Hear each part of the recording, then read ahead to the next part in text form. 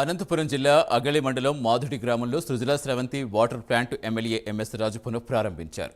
RDT సంస్థ Vincent పెర్రర్ సహకారంతో గతంలో ఈ ప్లాంట్ ప్రారంభించారు. అయితే గత వైసీపీ ప్రభుత్వం నిర్లక్ష్యంతో చెడిపోయిన ఆ వాటర్ ప్లాంట్ను ఇప్పుడు ఎమ్మెల్యే రాజు మరమ్మతు చేయించారు. ఈ కార్యక్రమంలో మాజీ ఎమ్మెల్సీ గుండుమల తిప్పేస్వామి, రాష్ట్ర కార్యదర్శి శ్రీనివాసమూర్తి, జెడ్పీటీసీ ఉమేష్, కన్వీనర్ కుమారస్వామి పలువురు పాల్గొన్నారు.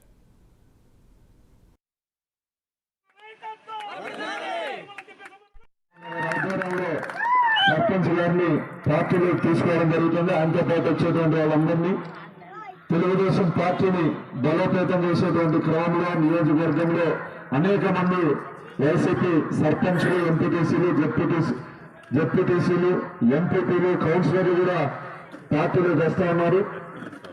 వీళ్ళని గౌరవిస్తూనే తెలుగుదేశం పార్టీ నాయకులను విస్మరించి ఉండదు. పార్టీ అభివృద్ధి మన లక్ష్యం.